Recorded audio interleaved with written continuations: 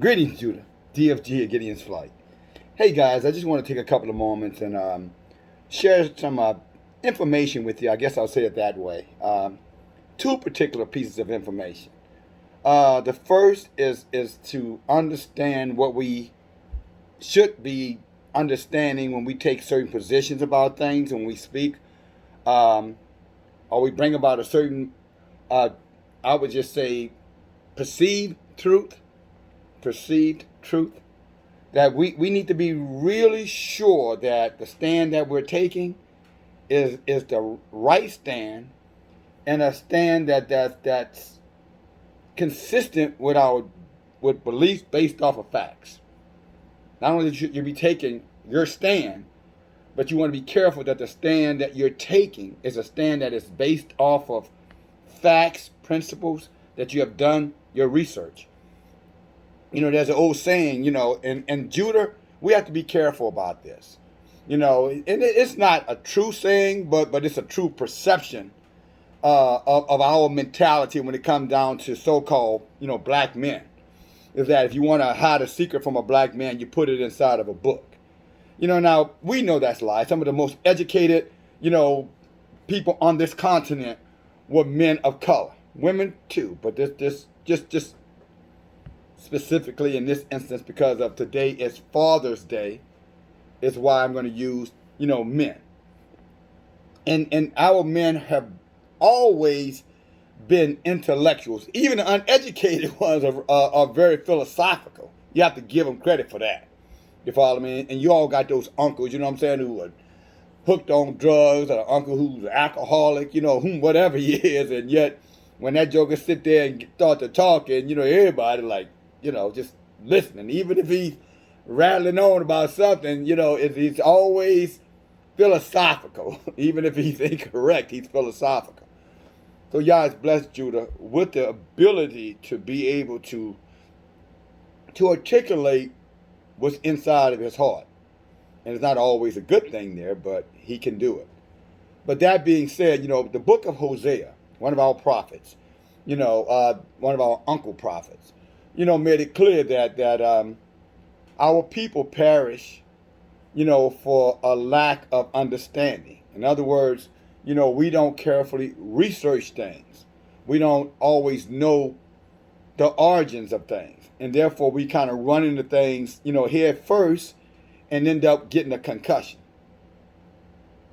So when it comes down to some of these beliefs, this one, Father's Day, which is the first thing I want to mention, and I'm going to be brief on it. And then the second I want to talk about, something that's in the book of Zechariah, to give you insight on what this whole only 1/3 of our people going to make it.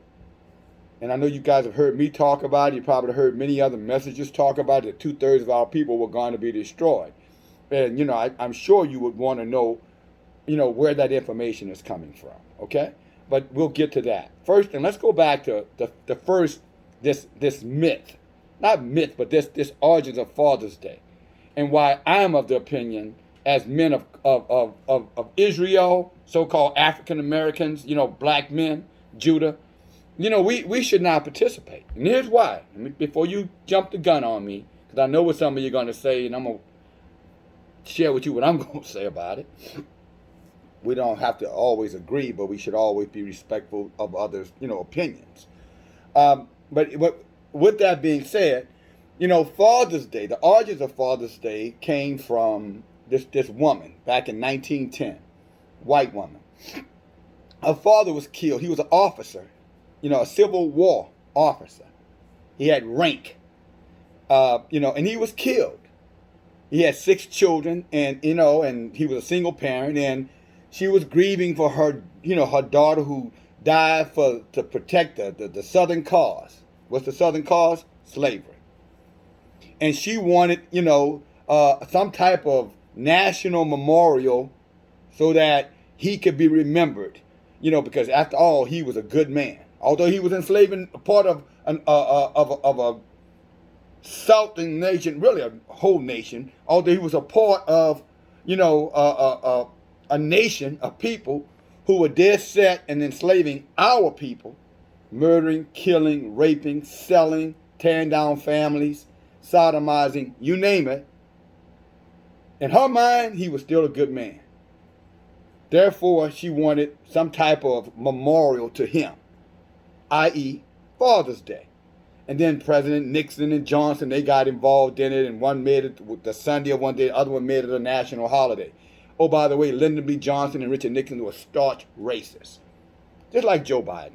But they were staunch racists. You go back and you listen to some old Nixon tapes and old Johnson tapes and watch how they nigger this and nigger that and nigger this and coon that. Oh yeah, they were horrific men when it came down to respect of our people. But I digress. Let's go back to this woman. So, she wanted a memorial for her father. And that's the origins of Father's Day. That's where it came from. So it would look kind of odd to me as a man of color, Israel, a descendant of people who were enslaved in our own country, that I would be celebrating something that she wanted celebrating for her father, who happened to be a bigot. And look at the honoring of that. Look how ironic that would be. You talk about, 100 years plus later, the same people who her father, 150, 60 years later, the same people who her father was enslaving now are celebrating what she wanted celebrating. And in addition to that, Father's Day coincides very close with what? Juneteenth Day. Father's Day, Juneteenth Day. You see why Biden and those guys didn't have a problem, with this, making Juneteenth a national holiday? Because, see, they know the history better than, unfortunately, most of you. And think about it. So he comes up with Juneteenth Day on almost the same, next year it's going to be the exact same day. Juneteenth and Father's Day are going to be on the exact same day next year. And how ironic it is that Father's Day is centered around a mother or daughter celebrating her racist father who enslaved our people. Then Juneteenth was supposed to be the liberation of our people. And yet both of these days are coincided together. Now a national holiday. So what are you celebrating really at the end of the day, Judah? What are you celebrating? Are you celebrating the oppression of your own people through your own ignorance? Hosea 4:6. My people, suffer, or my people are persecuted because they lack knowledge. That's what Yah said through Hosea. So again, which one of those two are you celebrating, Judah? Because I know which one of the two the heathens or the enemies of our people are going to celebrate. And they'll continue to call it Father's Day, and some of them will even say Juneteenth. But they'll be winking. It'll be that wink, wink. You know what I'm saying? Wink, wink. Let's get that money. Let's get that black dollar, because we can use it. But at the end of the day, they can celebrate Father's Day or the Juneteenth all they want. We know at the end of the day, they still celebrate us. Oh, us by meaning their oppressors through their own ignorance. And that's why I constantly tell you, my brothers and my sisters, we have to wake up. We need to use, the mind that Yah has given us. We need to pray for wisdom from above. We need to embrace and seek after the Rahuk. The world calls, the religious world calls the Holy Spirit. Because only in that will we be able to discern the wiles, the tricks, the cunningness of Satan and Satan's seed. And until we do that, we're going to continue to be monetized, manipulated, bamboozled, hoodwinked, etc. And let me say this. For you out there who are already saying, well, that ain't the reason why I celebrate it. I celebrate it because I just want to recognize the fathers. Although it may have originated that's not the way I'm going to do it. I don't do it like that. It's like the same people who say that, even though Christmas is tied into Santa Claus, they don't care about, they just doing it for white Jesus. Although they're participating in the heathenistic celebrations of Christmas, trees, toys, the likes. But there's a way that seemeth right to a man again, but the end thereof is the way of his own destruction. So that's how we seem to rationalize and justify things that, when we're stubborn and we're being resistant, when pride gets in the way, then what we'll do is we start rationalizing wickedness, evils, paganism, idolatry, self-hatred. So that's what ignorance does to you, to us. That's why we should shun it. We should seek after wisdom, seek after knowledge, seek after Elohim. Because he will put something inside of you that will make you regurgitate that those lies and deceptions that you were buying into, or some of you are still buying into. And it will help you get past your own rationalization. Again, there's a way that seemeth right to a man. And so when we start putting lipstick on a pig by saying, well, I don't mean it that way, then that's all you're doing. You're just self-deceiving yourself, and you're rationalizing evil. Never a good thing, my sisters and brothers.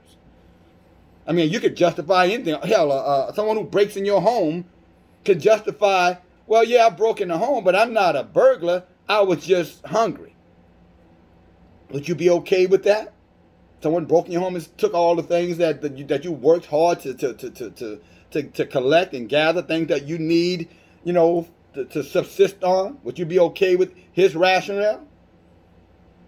I was hungry. That's why I broke in your house, bro. I didn't mean no harm. You're just taking it the wrong way. Or, I don't know, a rapist who rapes an innocent woman. And I was just horny. I was just lustful. My hormones were out of control, and I just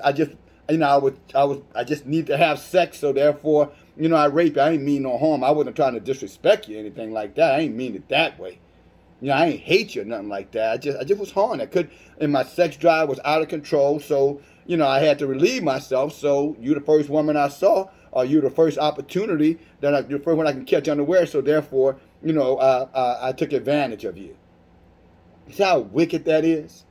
And you see how people can use rationalization to rationalize anything? That's why we should be careful rationalizing things that are centered of foundation, that have a foundation of wickedness, through our own ignorance supporting of those things. That's why we have to be very careful.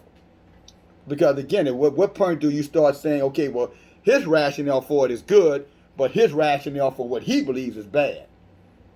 Y'all said make the tree good and the fruit good, or make the tree evil and make the fruit evil. You say sweet and bitter should not come out the same fountain. So you can't take something that's bitter and rationalize it with your sweet thoughts and then make it good, for consumption. It's still the same bitter thing. It's like putting sugar on shit, and calling it, sweet cakes. It isn't. So I bring that out to you, sisters and brothers, just so you know. That's the origins of the Father's Day. And the Edomites, of course, they're going to celebrate it. Tied it into Juneteenth. Doesn't shock me at all. Does it shock you now that you know the truth?